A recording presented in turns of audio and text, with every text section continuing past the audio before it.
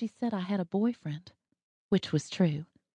Billy Harris was his name, and I got all embarrassed even though no one could see me.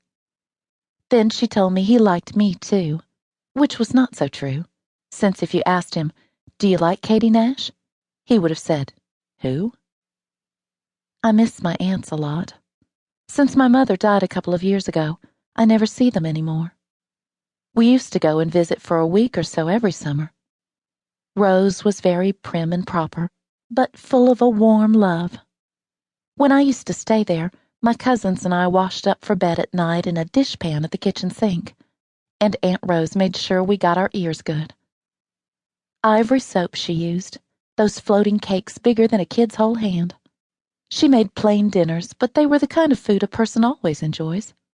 Like just meatloaf from the recipe on the back of the oatmeal box, served with mashed potatoes, butter filling the little well in the middle, and some green beans from the can, all served on an embroidered tablecloth.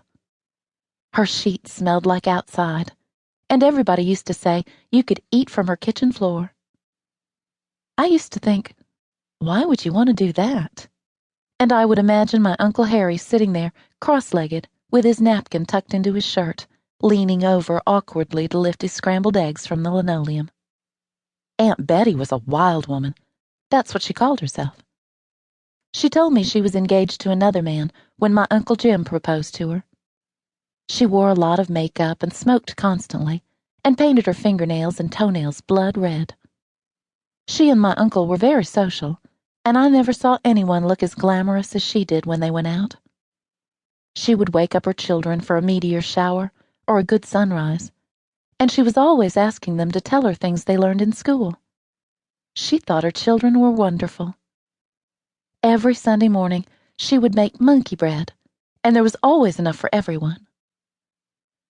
My dad doesn't want to visit my aunts anymore. I guess he has a new life now with my stepmother, Ginger, and the aunts just don't figure in. Sometimes I get mail from them. A joke card from Betty, a card with Jesus on it from Rose. They both call me Honey, which makes for an inside curl of pleasure.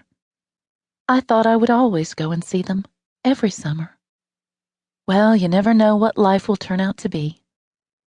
Sometimes when I lie in bed at night, I think of bad things that can happen, and how much we can never know, and it's so scary. It's like taking the lid off a box that's in front of you all the time, but usually you leave it alone. But every now and then, you take the lid off, and you look in, and the box is so dark and deep and full of writhing possibilities, it gives you the shivers. I lean back against my bed, let out a big breath, and look around my bedroom. I'm used to it now, which probably means it's about time to move.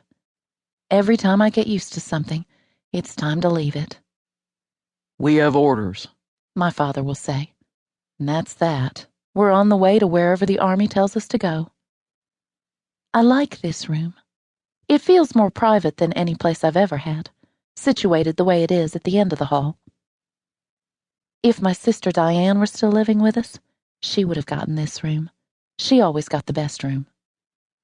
But she lives by herself in California now, because she ran away when she was 18. We talk about twice a month, and once in a while she comes to visit. But mostly it's just no good between her and my father. It never was.